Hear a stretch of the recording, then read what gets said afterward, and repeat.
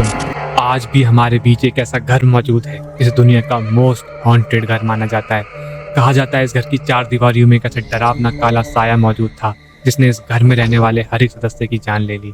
एक ऐसा घर जिसके आगे कॉन्जरिंग का घर भी पानी कम चाय है। जो लोग समझ गए वेल एंड गुड, जो नहीं समझे उन्हें बता दूं, आज हम बात करने वाले हैं Amityville, the most haunted house on this earth. तो स्वागत है आपका रात के राज में। और अगर आपको ऐसी हॉरर, ब्लैक मैजिक और पैरानॉर्मल केसेस जुड़ी हुई हॉरर कहानियां सुनना पसंद है तो सब्सक्राइब कर दीजिएगा इस चैनल को, ताकि आप एक भी स्टोरी मिस ना कर पाएं। चलते हैं अपनी आज की कहानी की तरफ।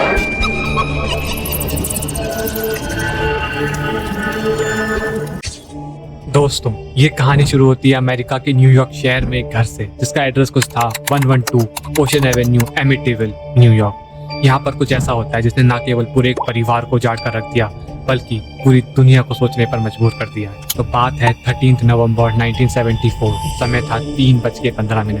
ये वही दिन, ये वही तारीख और ये वही समय था दोस्तों जब इस एमिटेविल नाम के घर में मौत का खूनी खेल खेला जा रहा था। दरअसल इस घर में रह रहा परिवार का एक सदस्य था जिसका नाम था बुश, जिसकी उम्र थी 23 साल। उसने इस रात अपने पूरे परिवार को अपने ही हाथों से मौत के घाट उतार दिया। जब उसको अरेस्ट करा गया और उससे पूछताछ करी गई तो उसने इनकार कर दिया कि मैंने उनको नहीं मारा। और जब पुलिस ने उसको हाईली रिमांड पर लिया तब जाकर उसने माना कि हाँ, मैंने ही उनको मारा था। यही वो हाथ थे जिसने अपने माँ बाप और अपने 4 छोटे भाई बहनों की जान ले ली। पर ये हाथ बेशक मेरे थे सर, बट मेरे अंदर उस समय कोई और मौजूद था जिसने मुझे मजबूर करा अपने पूरे परिवार की जान लेने के लिए। वेल, इसके बाद बुश को गिल्टी प्रूव करा गया और उसे लाइफ इम्प्रिजमेंट दे दी गई और आज भी बुश जेल में ही मौजूद है। पर इस बीच ये घर भी खाली रहता है और ज़्यादा लंबे समय के लिए नहीं रहता दोस्तों। और ये मैं इसलिए कह रहा हूँ क्योंकि नवंबर 1974 में इंसिडेंट होता है और 1975 में यहाँ पर एक नया परिवार रहने आ जाता है जिसका नाम था लर्ट्स परिवार। इस परिवार में टोटल 5 सदस्य थे दोस्तों। पहला जॉर्ज लर्ट्स, सेकंड कैथी लर्ट्स और उनके 3 बच्चे थे। उनको सबके बारे में कुछ नहीं पता था कि इस घर में क्या क्या हुआ था और शायद यही रीजन था कि उस परिवार ने इस घर में इन्वेस्ट किया। पर जब उन्हें पता चला तो उनके भी रोंग पे खड़े हो गए कि उनके साथ क्या हो चुका था। पर अब उनकी मजबूरी थी, उन्होंने अमाउंट इन्वेस्ट करा था इतना बड़ा, तो उन्हें इस घर में रहना ही पड़ा। लेकिन जिस दिन से परिवार इस घर में रहने आया दोस्तों, बस तभी से उनका जीना आराम हो चुका था। उनके साथ यहाँ पर इतनी ज्यादा बुरी और क्रीपी चीजें हुई कि आप इस बात का अंदाजा इस चीज से लगा सकते हैं कि वो इतना बड़ा अमाउंट इन्वेस्ट करने के बावजूद भी महज 28 दिन, जी हाँ मतलब 28 डेज इस घर में रह पाते हैं। उसके बाद उन्हें अपनी जान बचाकर भागना पड़ता है। फ्रॉम द डे 1, जिस दिन वो इस घर में आए तभी से उन्होंने कुछ क्रीपी चीजें नोटिस करना शुरू कर दिया। नंबर 1 वॉज डैट कि इस घर का टेम्परेचर बहुत ही ज्यादा ठंडा था एज कम्पेयर टू अदर घर इस एरिया की। इसके अलावा इस घर में एक बहुत ही ज्यादा स्ट्रॉन्ग और गंदी स्मेल आती थी। अब इस फैमिली को लगा कि सिंस ये घर कुछ समय से बंद था, फर्नीचर्स पुराने हो चुके हैं, घर में साफ सफाई ढंग से हुई नहीं है, हो सकता है यही रीजन हो उसके पीछे। अब वो पूरा परिवार इस घर की सफाई करवाता है, नया फर्नीचर लगवाता है इस आस में कि अब सब कुछ ठीक हो जाएगा। पर चीजें ठीक नहीं होती हैं, उल्टा बढ़ जाती है। हो सकता है जो पैरानॉर्मल एंटिटीज इस घर में मौजूद थी, यानी उस परिवार की आत्माएं जो यहाँ पर मारा गया था, उनको ये सब पसंद नहीं आया दोस्तों। अब चीजें बहुत ज्यादा बढ़ चुकी थी। इनके घर के दरवाजे अपने आप खुलते बंद होते, खिड़कियां अपने आप खुलती बंद होती, इनका सामान अपनी जगह से गायब होने लगा। इनके घर में नॉकिंग साउंड, विस्परिंग साउंड और वो जो स्मेल आती थी वो और भी ज्यादा बढ़ चुकी थी। इस पॉइंट ऑफ टाइम तक भी ये परिवार इस घर में रहने के लिए मजबूर था क्योंकि वो बहुत बड़ा अमाउंट इन्वेस्ट कर चुके थे इस घर में। पर इसके बाद जो होता है ना दोस्तों, उसने इस परिवार को मजबूर कर दिया कि वो इस घर को छोड़कर भागे।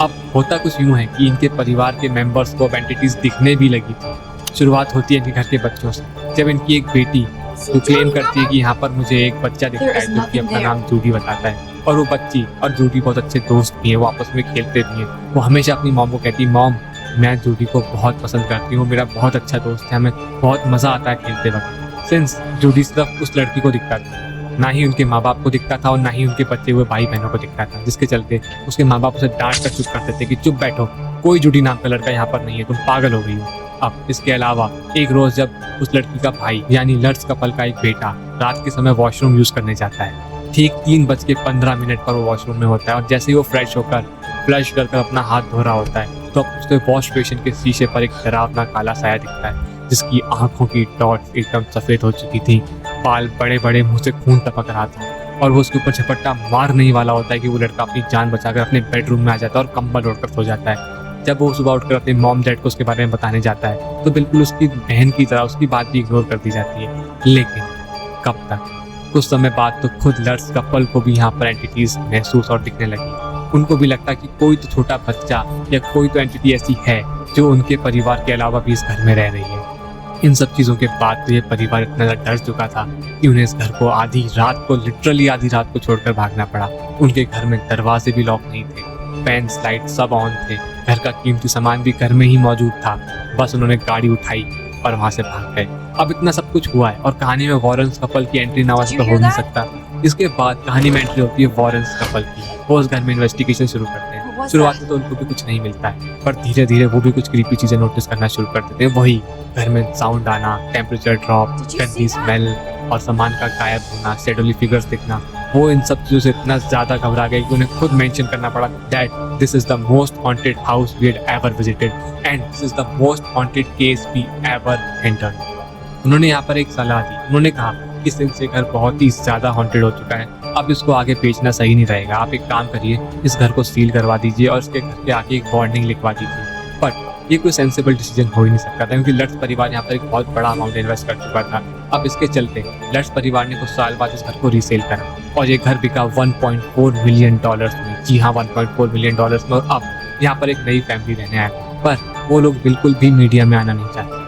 शायद हो सकता है वो भी वही चीज़ महसूस कर रहे हो जो लट्स परिवार ने किया, बट वो बस किसी को बताना ना चाहते हो ताकि उनका मजाक ना बन जाए कि उन्होंने पता होने के बाद भी इस घर को इतने बड़े अमाउंट में खरीदा। तो दोस्तों, आपको क्या लगता है कि ये घर आज भी हॉन्टेड है?